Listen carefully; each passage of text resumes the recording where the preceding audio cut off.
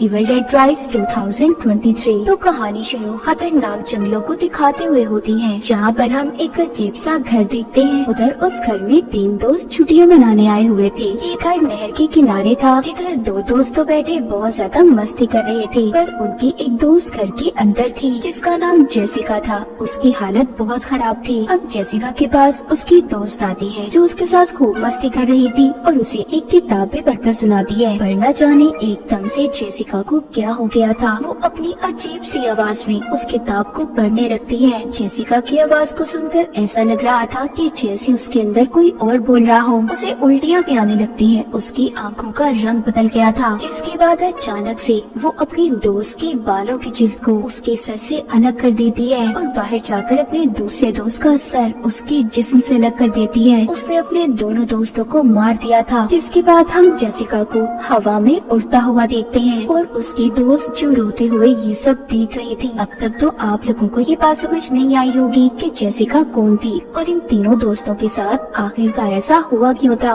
ये सब जानने के लिए हमारी कहानी एक दिन पीछे जाती है, जहाँ से ये सब कुछ शुरू हुआ था। तो हम एक पुरानी बिल्डिंग को देखते हैं, जिसके एक अपार्टमेंट में एली नाम की औरत अपने 3 बच्चों के साथ रहा करती थी। वो अपने हस्बैंड से अलग अपने बच्चों के साथ रहती थी। एक रात एली की बहन उसके घर पर आती है, जिसका नाम बेथ था। बेथ एली के घर पर आकर उसके बच्चों को तोहफे देती है, जो वो उनके लिए लाई थी। बेथ एली के हस्बैंड के लिए भी तोहफे लाई थी, क्योंकि वो ये बात नहीं जानती थी कि उसकी बहन अपने हस्बैंड के साथ नहीं रहती। जब बेथ एली से उसके हस्बैंड का पूछती है तो एक उदासी वाला माहौल बन जाता है। इसीलिए एली अब बेथ से बात करने के लिए अपने बच्चों को बाहर पिज्जा लेने के बहाने भेज देती है, ताकि ये अकेले में अपनी बहन से बात कर सके। पर जब बेथ को अपनी बहन के हस्बैंड के बारे में पता चलता है, बेथ अपनी बहन से कहती है कि उसे इस बारे में उसे बताना चाहिए था। उधर बच्चे जब पिज्जा लेकर वापस आ रहे थे तो अचानक से अर्थक्वेक ज़लज़ला आ गया था। एली के तीनों बच्चे कार पार्किंग में बैठ जाते हैं। थोड़ी देर बाद सब कुछ ठीक हो गया था, पर बात सिर्फ इतनी सी नहीं थी। एली का बड़ा बेटा डैनी देखता है कि ज़लज़ला आने की वजह से कार पार्किंग में एक बहुत बड़ा सुराख हो गया था, इतना बड़ा कि वो उसके अंदर भी जा सकता था। अब डैनी ये सब देखने के अंदर क्या हो सकता है, वो सुराख के अंदर चला जाता है, जहाँ पर उसे कुछ किताबें और रिकॉर्डेड ऑडियो टेप्स मिलती हैं और टेप के ऊपर पार्ट 1, 2 और 3 लिखा हुआ था। उसे कुछ प्रीस्ट फादर की तस्वीरें भी मिली थी। साथ ही उसे वहाँ पर बहुत से होली क्रॉस भी नजर आते हैं, जिनको देखकर ये बात तो साफ थी कि यहाँ पर किसी बुरी ताकत को कैद करने का एक्सॉर्सिज्म जादू किया होगा। वहीं पर वो एक कब्र को भी देखता है, जिसमें से जीसस क्राइस्ट की भी मूर्ति निकलती है। उसे उस कब्र से एक किताब भी मिली थी, जो कपड़े में ढांपी हुई थी। डैनी बिना कुछ जाने उसे अपने साथ ले जाता है। उधर ऊपर इनकी मॉम एली अपने बच्चों के लिए परेशान हो रही थी, क्योंकि उन्होंने टीवी पर इस खबर को सुना था कि ज़लज़ले की वजह से आसपास के बिल्डिंग्स को बहुत नुकसान हुआ है। इसीलिए एली अपने पड़ोस में एक लड़के के पास जाती है, उससे अपने बच्चों को ढूंढने के लिए मदद मांगती है। साथ ही वहाँ पर एक बुजुर्ग लेडी भी थी। मगर थोड़ी ही देर बाद एली के बच्चे लिफ्ट से घर में आ गए थे, जिन्हें देखकर एली बहुत डांटती है और ये भी कहती है कि जब ज़लज़ला आए तो लिफ्ट का इस्तेमाल नहीं करना चाहिए। इतना कहकर वो अपना काम करने लॉन्ड्री के लिए कपड़े लेकर लिफ्ट से जाने वाली थी। उधर डैनी उस किताब को और जो ऑडियो टेप्स उसे मिली थी उन्हें लेकर कमरे में चला जाता है। अब वो उस किताब को खोलने की कोशिश कर रहा था, पर वो नहीं खुलती, क्योंकि वो किताब नुकीले दांतों से बंद थी। उस किताब को देखकर ऐसा लग रहा था कि जैसे वो किसी का मुंह हो। तभी उसकी उंगली उन नुकीले दांतों पर लग जाती है, जिससे खून आने लगा था, जो उस किताब पर भी गिरता है। पर हैरान कर देने वाली बात ये थी कि वो किताब उसके खून को अपने अंदर जज्ब कर लेती है और तभी वो किताब खुल भी गई थी। हम देख पाते हैं जिसमें अजीब अजीब तरह की तस्वीरें थी, जैसे कोई किसी पर जादू कर रहा हो। डैनी उस किताब को तो नहीं पढ़ता, पर जो उसे ऑडियो टेप्स मिली थी उन्हें जलाकर सुनने लगता है, जिसमें पहली ऑडियो टेप में एक फादर थे जो बता रहे थे कि हमने अपने साथियों के साथ किताब को जानने की कोशिश की है, जिसमें अजीब तरह के जादू के बारे में बताया गया है। अब अगली बात दूसरी ऑडियो टेप में थी। डैनी जब उसे चलाता है, जिसमें फादर उस किताब के बारे में बता रहे थे कि ये किताब उन्हें मिली कहाँ से थी। पर अचानक से वो ऑडियो टेप में से एक डिमोनिक आवाज आने लगती है, जैसे कोई काली ताकत उसमें कैद हो और बाहर आने की कोशिश कर रही हो। डैनी उस टेप को रोकने की कोशिश करता है पर नहीं रोक पाता। तभी हम देख पाते हैं काली ताकत उस टेप से आजाद होकर लिफ्ट में एली के अंदर आ गई थी, जो आते ही एली की हड्डियों को बुरी तरह से तोड़ देती है और उसे बहुत ही बेरहमी से मार रही थी। डैनी उधर ऑडियो टेप को रोकने की बहुत कोशिश करता है पर नहीं कर पाता।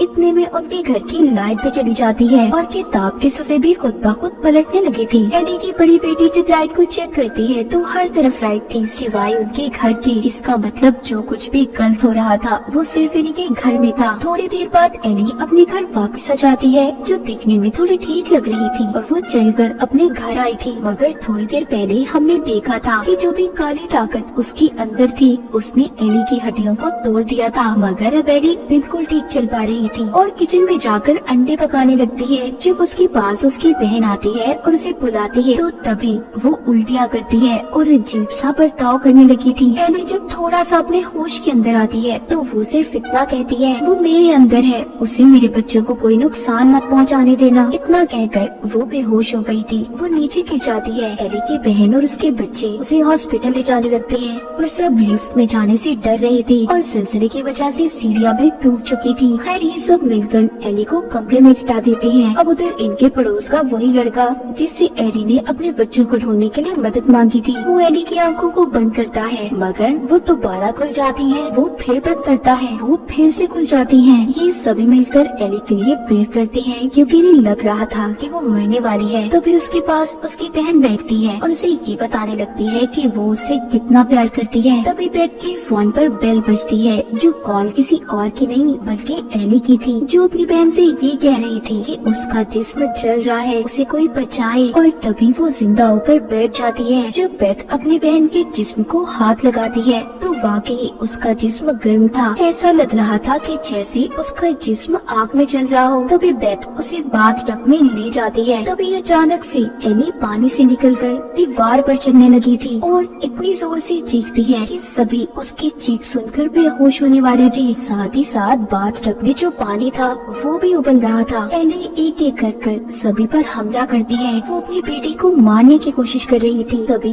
उसका बेटा डैनी एली को पीछे करता है क्योंकि वो जानता था कि उसके मॉम के अंदर कोई काली ताकत आ गई है। यहीं पर एली अपने पड़ोस में रहने वाले लड़के की आँख को भी निकाल देती है और दूसरे पड़ोसी के मुंह में फेंक देती है। इस बात का फायदा उठाकर बेथ अपार्टमेंट के दरवाजों को बंद कर देती है। उसके साथ एली के बच्चे भी थे। अब बेथ एक सुराग से देखती है घर के अंदर जितने भी लोग थे एली ने सबको मार दिया था। बाहर एली की बेटी अपने भाई डैनी से लड़ती है क्योंकि वो भी जान गई थी कि सब कुछ उसी की वजह से हुआ है। उसने टेप रिकॉर्डर को चलाया था और उस जादुई किताब को खोला है। इधर ये सब आपस में लड़ाई कर रहे थे। उधर एली अपनी सबसे छोटी बेटी को अपनी बातों में पहला फुसलाकर उससे थोड़ा सा गेट खुलवा लेती है। एली की बड़ी बेटी के साथ भी अब अजीब होने लगा था। उसके चेहरे पर अजीब से निशान आ रहे थे और मुंह से कीड़े निकलते हैं। जब बेथ एली की बड़ी बेटी के पास जाती है तो वो किचन में कांच के टुकड़े खा रही थी। इसका मतलब वो भी उस काली ताकत के कंट्रोल में थी जिस काली ताकत के कंट्रोल में एली थी। इसका मतलब ये था कि एली की बड़ी बेटी भी उसकी तरह पोसेस्ड हो चुकी थी। वो अपनी आंटी बेथ पर हमला करती है और साथ ही अपनी बहन को मारने की भी कोशिश कर रही थी, मगर उसकी छोटी बहन अपनी डॉल को उसके सर पर मारती है और अपने आप को बचा लेती है। अब बेथ को भी डैनी सब बताता है कि ये सब उसी की वजह से हुआ है। अब बेथ सब जानने के बाद डैनी के कमरे में जाती है ताकि वो आखिरी टेप रिकॉर्डर को सुन सके। बेथ हेडफोन लगाकर टेप रिकॉर्डर को सुनने लगती है कि जो भी गलत हो उसी के साथ हो, कोई और उसे ना सुन सके। बेथ जब तीसरी और आखिरी रिकॉर्डिंग को सुनती है तो यहाँ पर अब बेथ को सारी सच्चाई का पता चलता है। असल में ये किताब एक प्रीस्ट फादर को मिली थी और वो इस किताब को पूरा पढ़ना चाहती थी, लेकिन फिर चर्च वालों ने फादर को चर्च से निकाल दिया क्योंकि ये एक डिमोनिक किताब थी। ये इंसानी जिल्द से बनी थी और इस पर इंसानी खून से लिखा हुआ था। इस किताब में हैंगदोजक के खतरनाक डीमंस को बुलाने के तरीके थे और इन्हीं सब बातों को वो फादर समझना चाहते थे। अब यही बातें बेथ बैठी रिकॉर्डिंग में सुन रही थी।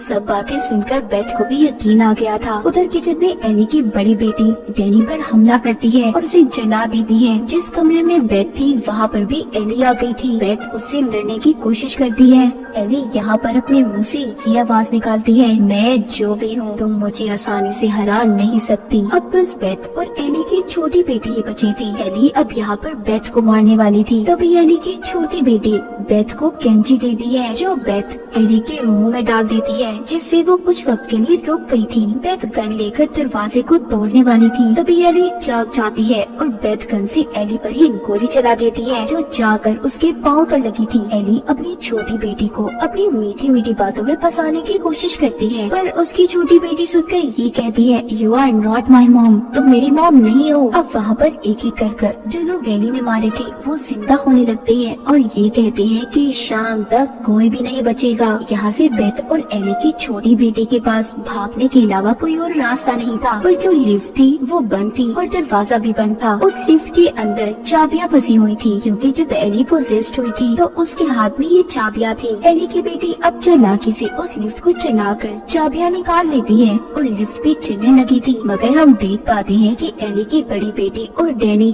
जो कि मरने के बाद डेमंस के कंट्रोल में थे, खुद को लिफ्ट से जोड़ लेते हैं, जिससे अब जैसे जैसे लिफ्ट चलती है उसके अंदर उनका खून भरने लगता है। जैसे लिफ्ट नीचे आ रही थी खून भी बढ़ता जा रहा था, उधर उसके नाक का सफा भी पलट जाता है, जिसमें अजीब सा बना हुआ क्रिएचर था, और देखते ही देखते एली भी अब उस क्रिएचर में बदल गई थी। उधर जैसे ही लिफ्ट नीचे आती है तो खून भी बाहर आता है। खून में भरी बेथ और एली की छोटी बेटी जल्दी से गाड़ी में बैठ जाती है, पर उनके सामने दोबारा एली आ गई थी, जो कि अपने डिमोनिक रूप में थी। वो अपनी छोटी बेटी पर हमला करती है, तभी बेथ चेनसॉ लेकर उसे मारने लगती है, मगर साथ ही वहाँ पर एली की बड़ी बेटी और डैनी भी आ गए थे। बेथ उन तीनों को पास ही चलती ग्राइंडर मशीन में डालकर मार देती है। अपनी ही फैमिली के 3 लोगों को मारना बहुत ही भयानक सीन था, मगर इसके अलावा बेथ के पास कोई और रास्ता भी नहीं था, जिसके बाद बेथ एली की छोटी बेटी को लेकर यहाँ से चली गई थी। मगर वो डीमन काली ताकत अभी खत्म नहीं हुई थी। अब हम अगले दिन का सीन देखते हैं कि एक लड़की जेसिका